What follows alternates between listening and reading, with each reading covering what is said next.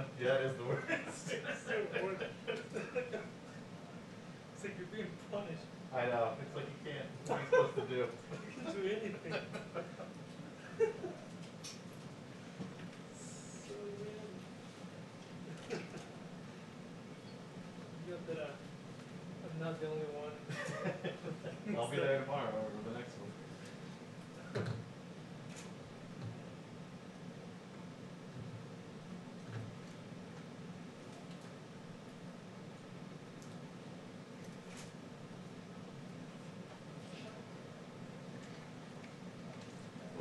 Yeah, sure. Thanks. That works.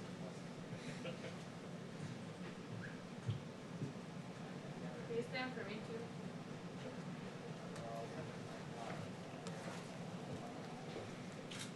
Yeah.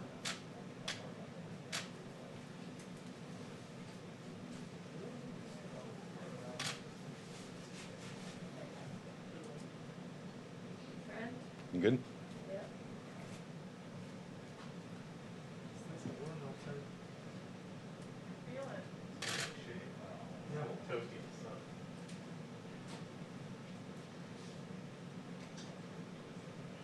Your corner. Oh boy.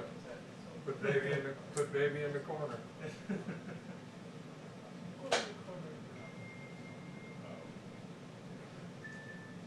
how are we supposed to get out of this camper? Well, you Yeah, have a it's tight chair. squeeze. You have a chair. You have everything you need. Boy.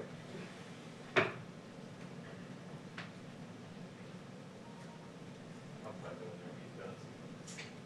Starting to do a better spot.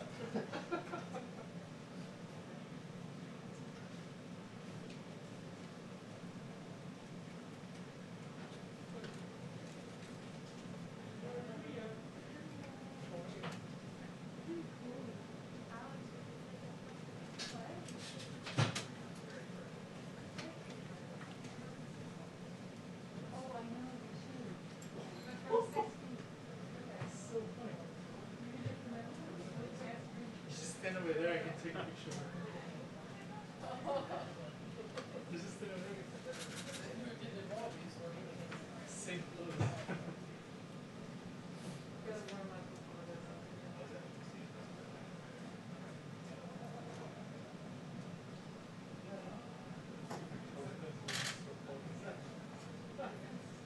We'll close it on Tuesday.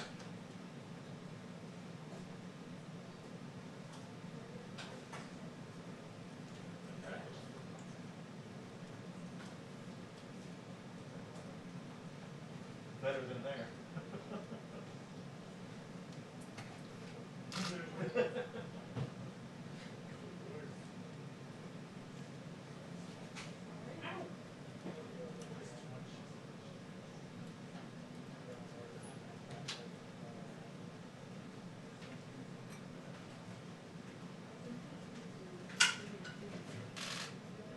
What? What is it calling your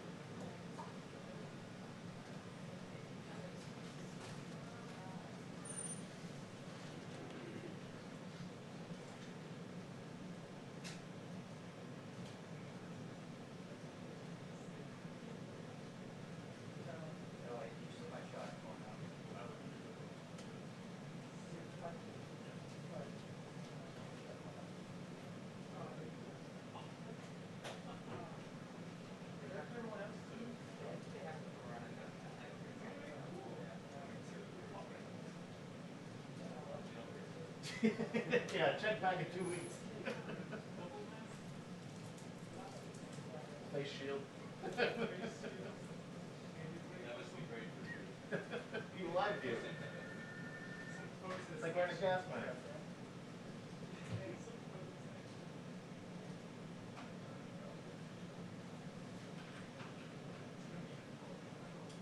Yeah, close. I haven't seen it. Okay, yeah, sure. Hey, Scott, can you go up there one more time, please? Check, check, 1, 2, mic check, 1, 2, 3. Does anyone need a white balance while I'm up here? Well, I guess it's just Peter and the stills. Do you guys need a white balance? Yep, you good? All right. Thank you, Bill. Thank you.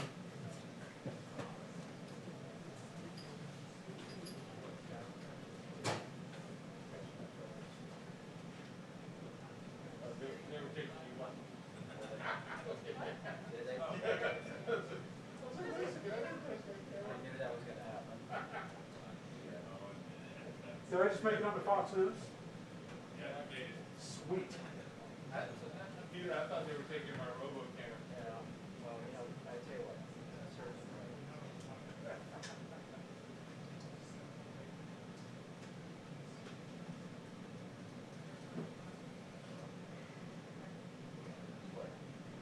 You going?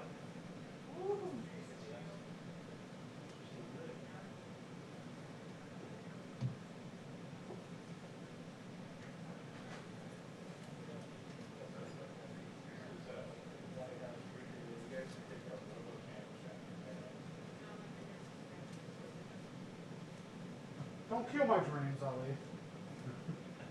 That was gonna be my big break. That was it. No, they're taking your shot now. Oh, nice.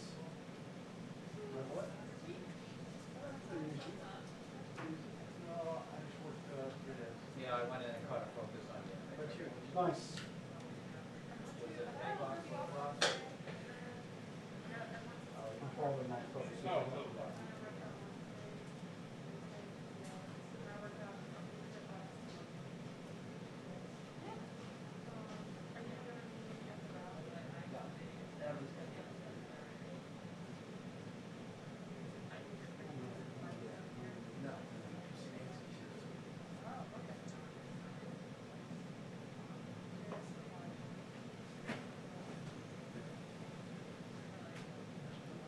You have a wide shot, Peter? I think they're taking my shot.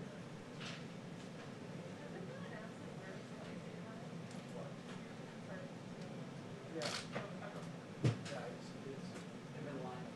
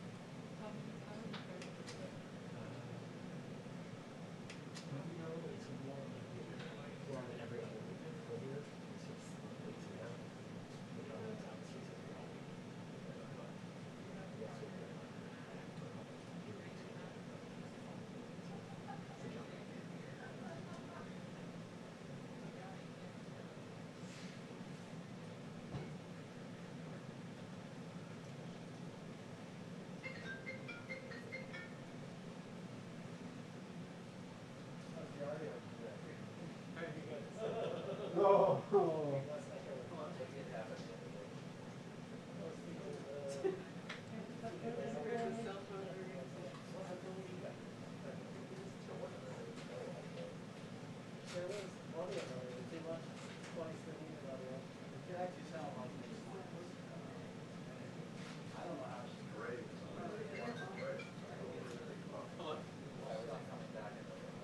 Hey, how are you?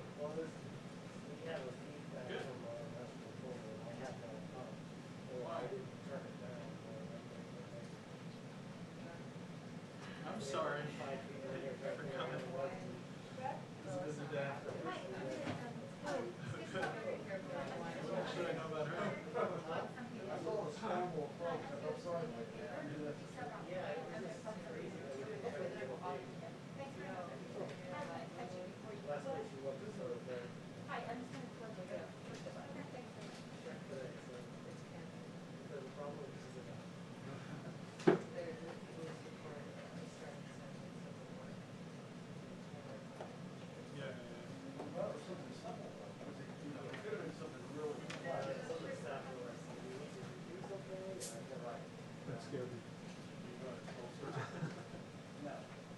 Peter? I don't need to be on PL, do I? For any agent? I mean, I wasn't gonna be, but I'll talk to them and then I'll jump on. just shoot cuts as is, you know? Yeah, that's true. Yeah, yeah. If something happens, text me. I mean, you know what, just get on just in case something. Yeah.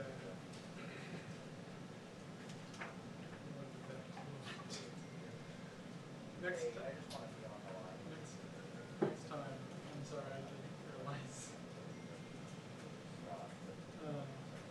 So, I'm thinking much during at the White House is brief. It's gonna start in a couple minutes. So, we should get together, go for a walk. Saturday?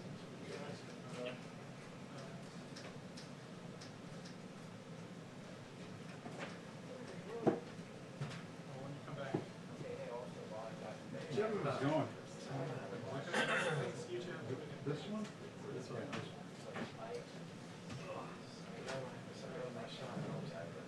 know, man, I'm sorry. I had that one the other day. You lean a certain way. That's The camera will get not, he doesn't want to blast that. Jeremy Diamond's down heaven. Correct. It's just in case something goes wrong in the shop. If we're all moving our mouths, the mask will go up and down, nobody will know if you're asking. Right. It's just me, it's just me. Oh, we got excited. I know. No pictures, please. That's sorry. Make sure the speakers work this time, like. Yeah, that's what we're doing. Yeah. That was rough, man. That was crazy. I wanted someone to just say, do you want to do this over? Literally, no one's heard. Yeah, that was brutal. I was back there. At one point, we had nothing. I'm like, guys, I've got absolutely nothing going out the mall. I don't care if it's echoey, I need something. Because it was just dead silent. We were looking at you guys back there to see if somebody hit the wrong button or something. It wasn't us. Yeah. Sure? It was rough. Testing. It scared me. Yeah, that was wild. Thought I was tripping.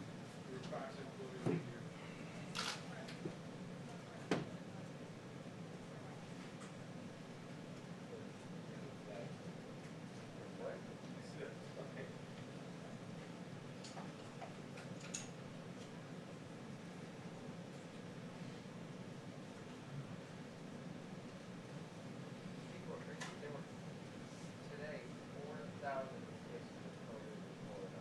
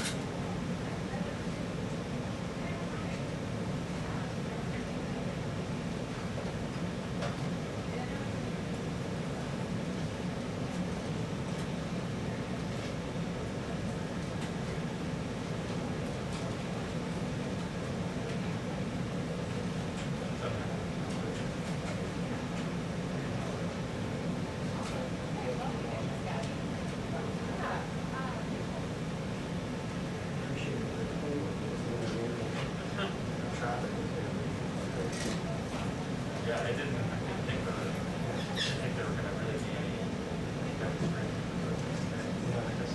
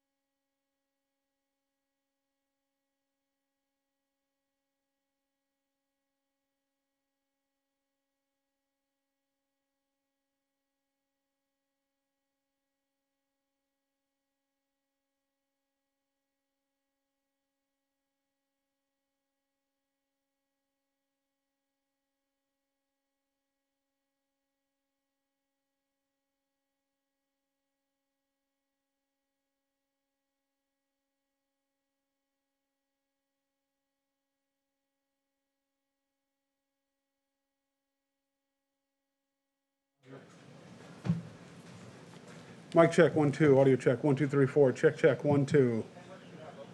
Audio check, 1, 2, 3, 4. We keep going, are we good? Check, 1, 2, check, check. Check, 1, 2, 3, audio check, 1, 2, 3, 4. Hey Wayne, just plug into the purple one there. Put your output into there, and then we can pot it up in the back. Check, 1, 2. Check, check. We good? Can we close that door? You want to close it? Yeah, all right. We can't have that bird noise, man. Birds, man. Alex, are we good? Peter, yeah? Check, 1, 2, 3.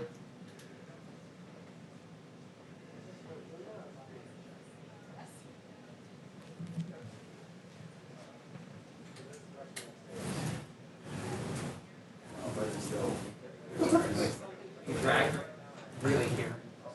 But you gotta leave me room to get out. Yeah. Yeah. Hopefully, this is just in case. So. Okay. I will squish my.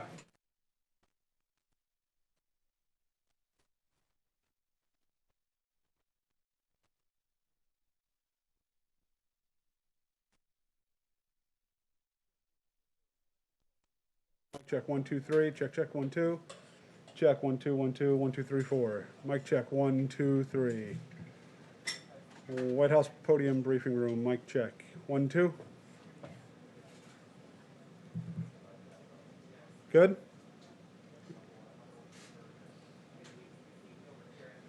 We should have you do this. Are you shaking? Okay, we're good. Thumbs up.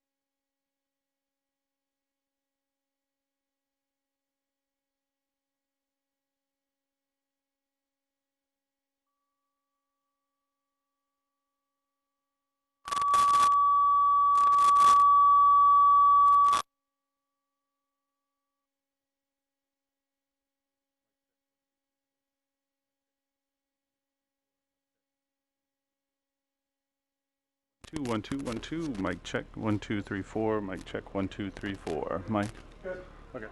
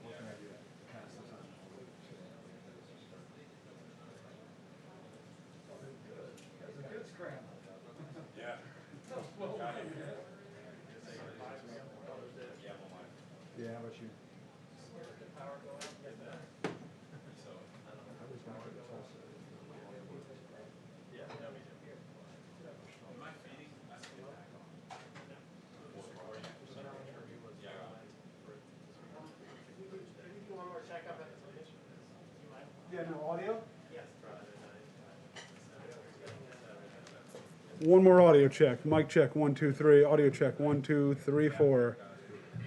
Audio check for Waka. Check, check. Mic check, 1, 2, 3. Good? All right, good stuff. Huh? No, you tell who I am. I have this mask. Hide my head. What's that? Yeah, my understanding is that they're gonna have to press one. Keep across the street, do their kids. So you're not even doing kids that. Abby had a shot. You guys started the week. Like, oh, really? I was like, I'll do that. That's exactly what it's doing.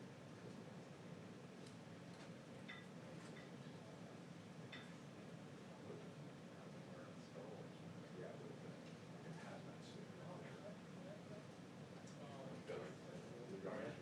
Hey, it's you guys. You're gonna be inside? Are you AF1 or you? Yeah. Okay, so it's gonna non-stop. The only way to get there was 2 stops. Yeah. There's no non-stop. So our team, Kelly, I was on her now. She has to stop at part of it. So 4 flights total. Long way. Wait, you can't go to DC, you have to Tulsa. Fine. So that's 1, 2, or 2 back. Yeah, it's, All right, 4 total. Yeah. That's a lot. There's a lot. At this time, right? You want to be shut down the airports and do it? Totally. No. Totally. That's true. The briefing will now begin at 1:30. 1:30. 1:30, sorry. There you go. I had a 1:30. Don't touch me, man.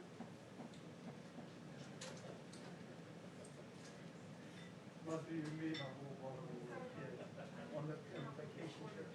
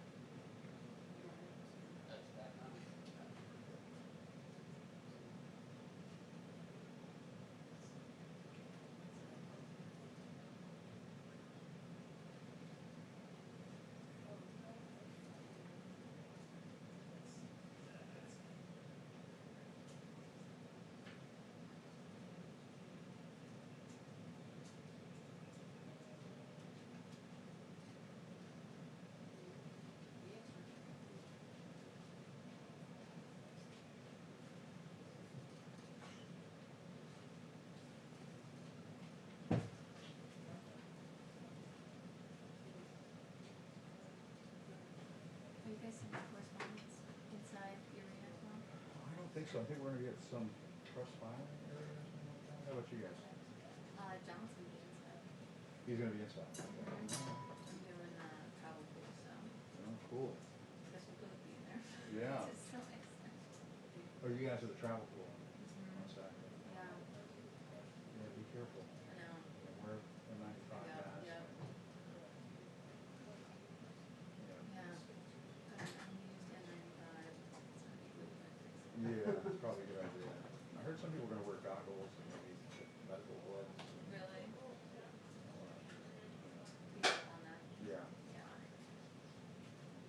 I mean, I think that's probably the prudent way to go. Yeah. Just be safe. Yeah. Can't do it either way. I know. But since you're pool, you're kind of brought in right And before it starts also- and brought out after that, Yeah, so that's kind of nice. I think we're gonna be in a slightly different area as Yeah. well, so that.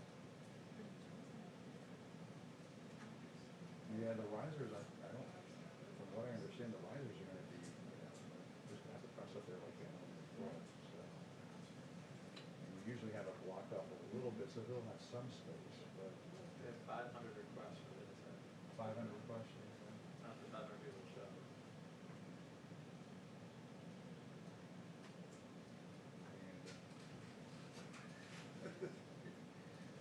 Here we are.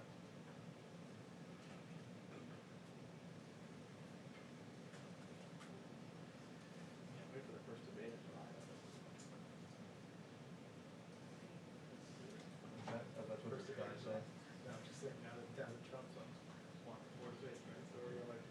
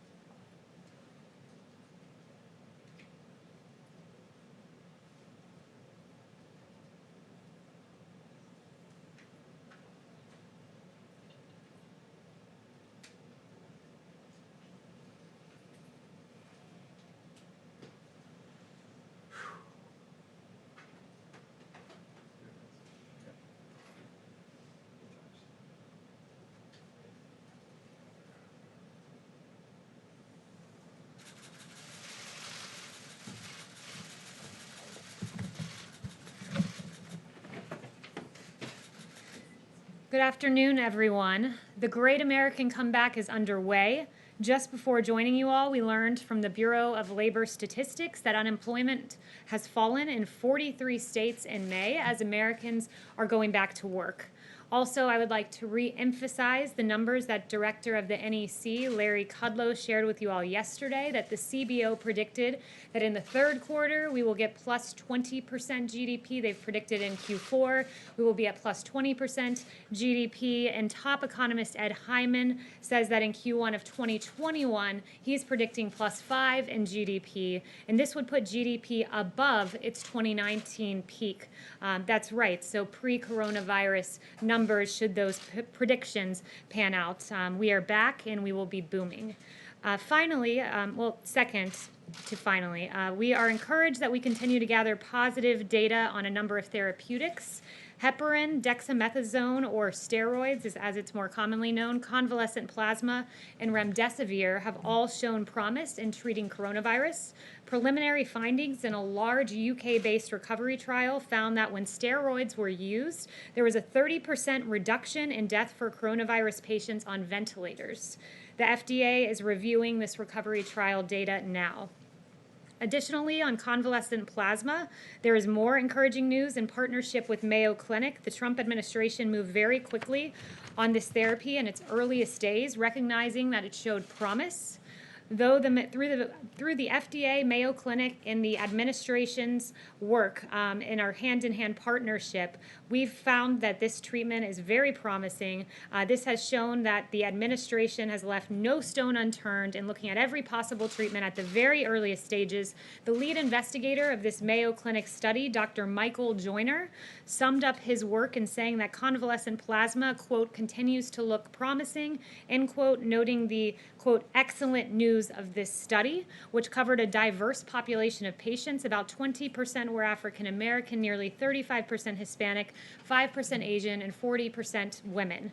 Prior experience with respiratory viruses and some data that have emerged globally suggests that convalescent plasma has the potential to lessen the severity or shorten the length of the illness caused by COVID-19. The results from Mayo underscore that promise. As you can see, the Trump administration and the FDA led on identifying convalescent plasma as a therapeutic, and the results are encouraging. Finally, I wanted to share some words from President Trump. Juneteenth reminds us of both the unimaginable injustice of slavery and the incomparable joy that must have attended emancipation. It is both a remembrance of a blight on our history and a celebration of our nation's unsurpassed ability to triumph over darkness. That ability is rooted in the fundamental goodness of America and the truths upon which we as a nation declared an end to our status as the subjects of a monarch and emerged as a free and independent people. Those truths that all men are created equal by the hand of God, endowed by our Creator with the right to life, liberty, and the pursuit of happiness. And with that, I'll take questions. Mario. Thank you, Kayleigh. I'm wondering, given what we're seeing in markets and they're a little bit jittery given a rise in cases, any reason why the coronavirus task force hasn't been coming out to update us? Will they? And then also, have they been consulted on the rally for tomorrow? So the coronavirus task force meets regularly. They're constantly reviewing data. They're constantly working with governors to ensure that we have safe reopenings across the nation. As for coronavirus task force briefings, those happened in the very early days of COVID-19 and the pandemic. We were making major decisions on travel bans, major decisions on supplies and PPE and therapeutics. And it was very important that those decisions be shared with the nation. Now we're in a more regular routine where when we see a spike or an ember, as the president calls them, we're able to quickly go and put it out. And we have that system in place. We don't have regular updates for you other than the updates I give you as news merits, and I'm regularly in consultation with Dr. Birx and the others. Yes, Steve. Kayleigh, two questions for you. First, on the president's tweet this morning regarding the Tulsa rally, when he said, what did he mean when he said any protesters wouldn't be treated like they were in New York, Seattle, and Minneapolis? Is the president indicating that the right to peaceably assemble should not apply to his rally? No, that's not at all what he was saying. What the president was noting is that there were inexcusable scenes that we saw play out in New York and Seattle and Minneapolis, and that we would not see Tulsa, Oklahoma look that way. As the Mayor Bynum noted, individuals from organized groups who have been involved in destructive and violent behavior in other states are planning to travel to the city of Tulsa for the purposes of causing unrest in and around the rally, and that was an unacceptable proposition. We will not see things like what we saw in Minnesota, where rioters lit an AutoZone on fire, or also in Minnesota, where protesters torched a police precinct, or in Seattle, where they've now set up a place called Shop. They've taken over a part of the city, anarchists have, or the pillaging or the ambushing of 2 NYPD police officers who were on looting watch. One was stabbed in the neck and then shot 2 other officers who later arrived on the scene. So those kinds of scenes are unacceptable, and we will not see that in Tulsa, Oklahoma. He doesn't mean all protesters? No, what he was meaning are violent protesters, anarchists, looters, the kind of lawlessness that we saw play out before President Trump came in with the National Guard and calmed our streets with law and order. And just the second question, sorry, on DACA, the president again tweeted this morning that he was going to move ahead with trying to end that program. What is the time frame on that? When should we expect to see something from the Department of Homeland Security on that? And why is the president doing that, even when he has conceded that he believes that the immigrants who were brought here as children on no fault of their own should be taken care of? So first, one note on DACA. One thing I would say about yesterday's ruling is that really this was a situation where you had all of the justices saying that President Trump was essentially right on the law on DACA. You had the majority, and the majority opinion, quote, "The dispute before the court is not whether DHS may rescind DACA. All parties agree that it may be rescinded. The dispute is instead primarily about the procedure the agency followed in doing so." So in other words, President Trump was right on the law here. It was unlawful the way President Obama went about this, but as for the way forward, I just was in and was speaking with the president and the chief of staff about this, and we're looking at documents currently, and we're going to move forward in a responsible way and cure some of the remedies and the unlawfulness that we see with the previous memo that brought DACA into place, but we want to find a compassionate way to do this. So that's the notes I have as to how we'll be moving forward. Kristen. Thank you, Kayleigh. Now that we're about 24 hours away from this rally tomorrow in Tulsa, you have the World Health Organization director saying that the world is in a new and dangerous phase in terms of COVID cases. You have cases rising in Oklahoma. You have the Tulsa mayor declaring a civil emergency. Given all of this together, are there any discussions, any reservations within the West Wing about going forward with this indoor rally tomorrow in a state where COVID cases are on the rise? Well, first, let me note about the civil emergency. Bynum declared a civil emergency after law enforcement informed the mayor about the individuals from the organized groups that I just noted who are intent on engaging in destruction. But with regard to Oklahoma, I would refer you to Governor Stitt's comments. He said yesterday we went to phase 3 on June 1st, so we're 56 days into our reopening plan, and currently we have under 200 people in the hospital across Oklahoma, and he welcomed the president and his supporters for coming.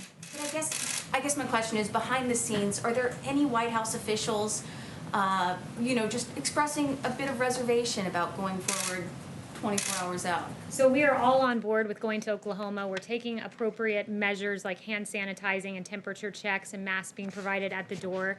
But I'd also note to you from the governor of Oklahoma that he says that most of the cases he's seeing are in the 18 to 35 group, where they're seeing a slight increase, and they are asymptomatic individuals, a lot of what they're seeing. And in addition to that, I would also just note that he said that this slight increase was expected as they began to safely reopen 56 days prior. Jen, yes, so hopefully I'll limit you to 20 questions today. How about that? Thanks, Kayleigh. Will any White House officials be at the rally tomorrow? There will be several White House officials at the rally tomorrow. Will those officials, or will you be there, for example? I will be there. Will you and other White House officials be wearing masks at the rally? It's a personal choice. I won't be wearing a mask. I can't speak for my colleagues. And why won't you wear a mask? Is it sort of a personal political statement? Is it because the president would be disappointed in you if you don't wear a mask? It's a personal decision. I'm tested regularly. I feel that it's safe for me not to be wearing a mask, and I'm in compliance with CDC guidelines, which are recommended but not required. And if I can ask you about last night, the president tweeted out some fake videos, one of which was labeled manipulated media by Twitter. Why is the president sharing fake videos on Twitter about two toddlers who are obviously showing a lot of love for one another? It seems as though he's exploiting children to make some sort of crass political point. Why is he sharing fake videos? He was making a point about CNN specifically. He was making a point that CNN has regularly taken him out of context, that in 2019, CNN misleadingly aired a clip from one viewpoint repeatedly to falsely accuse the Covington boys of being, quote, students in MAGA gear harassing a Native American elder. That's a harassing video, a misleading video about children that had really grave consequences for their future. So you're saying it's okay to exploit two toddlers hugging one another on a sidewalk to make some sort of political point. I mean, as you know, the president has described members of the press as fake news during the course of this administration. When you share fake videos like that, doesn't that make you fake news?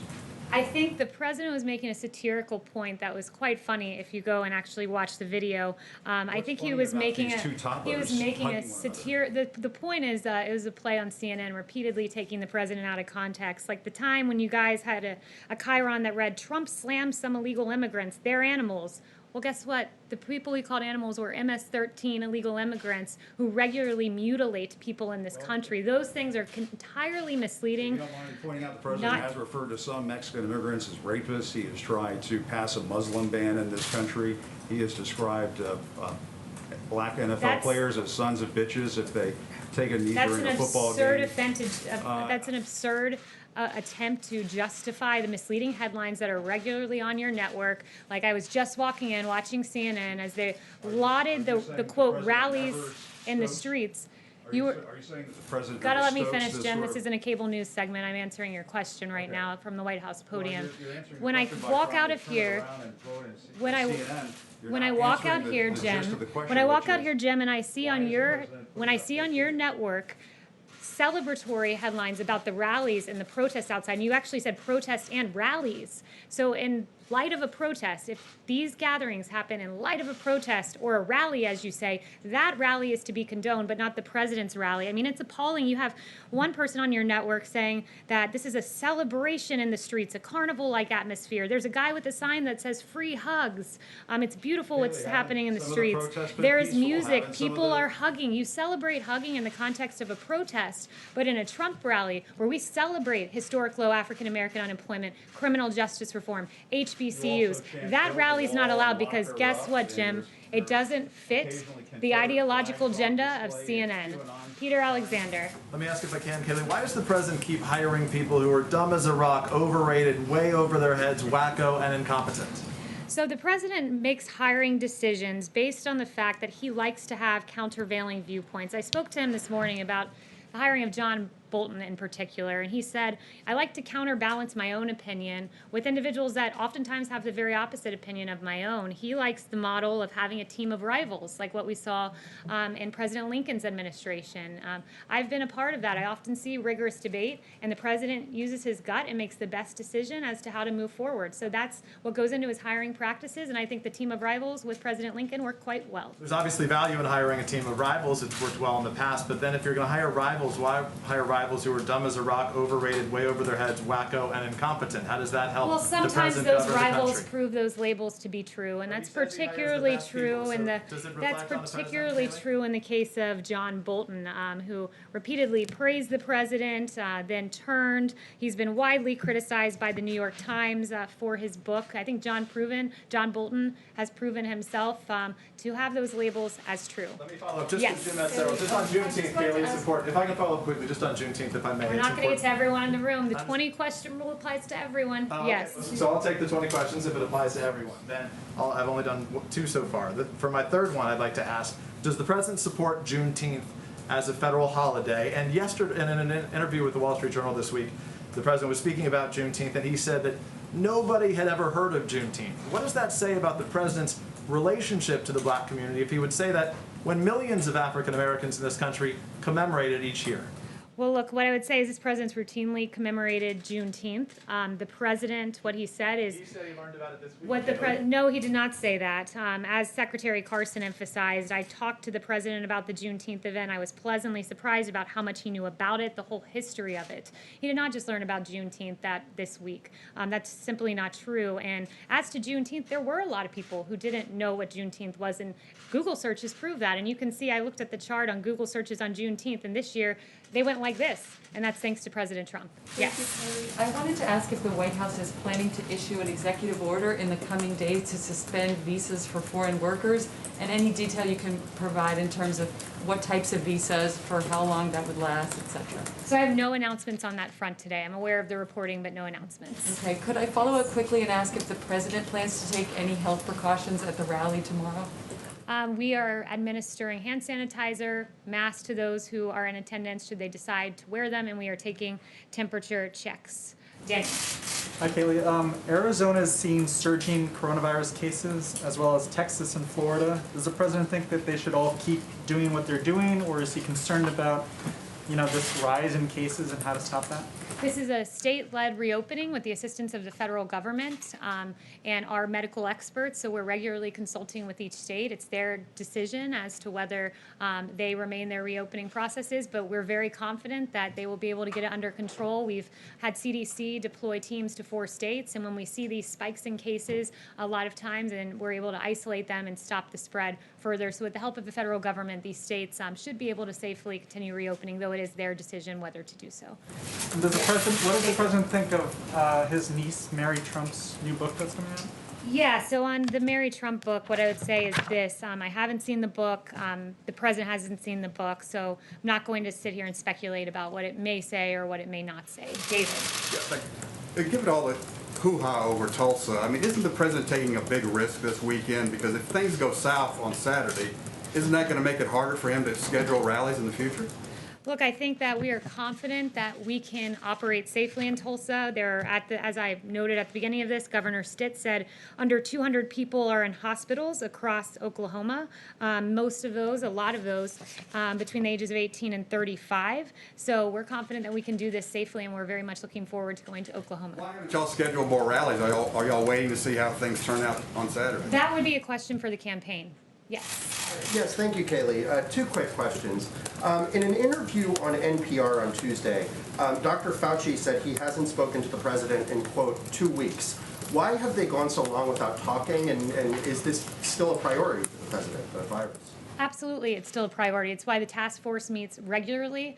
The president is given that information. The vice president has been leading on the task force, and the president ultimately makes the decisions and is constantly kept up to date with the latest numbers. And then the second question, obviously, the president is very against violent protest. He's spoken out specifically against anti-fascists who've been responsible for some of this violence. But in terms of his personal ideology, is the president an anti-fascist? The president is absolutely anti-fascist. What he's against also is lawlessness. He's against anarchy. He's against what we've seen in our streets. He's against the fact that you have in a city block in Seattle, multiple city blocks taken over by anarchists. It's amazing. You have the Seattle Police Chief Carmen Best saying, quote, our 911 response times have tripled in the area. They've gone from just over 5 minutes to about 18 minutes. There have been rapes, robberies, and all sorts of violent acts that have been occurring. He's against fascism. He's against anarchism. And he is for rule of law and the American way. Christian. Thanks, Kayleigh. The EU nations are starting to ease their travel restrictions between their own borders. Is the president planning on rolling back the EU travel restrictions? He said back in May that he'll probably ease them out sometime in the future.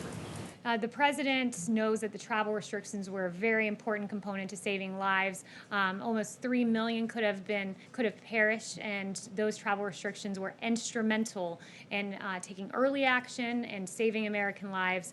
He monitors the data constantly. No plans now as to lifting those, but it's ultimately the decision of the president. He's guided by data and the safety and health of the American people. And then on China, they just announced that during the negotiations with Secretary Pompeo, they're going to accelerate their ag buys. They weren't meeting the phase 1 ag buys.